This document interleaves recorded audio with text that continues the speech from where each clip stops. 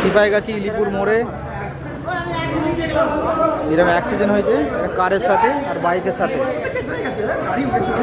এই মাত্র ড্রাইভারকে নিয়ে গেল, অবস্থা প্রচুর খারাপ, প্রচুর অবস্থা খারাপ। আবি মিডিয়া এসছে, রিপোর্টার।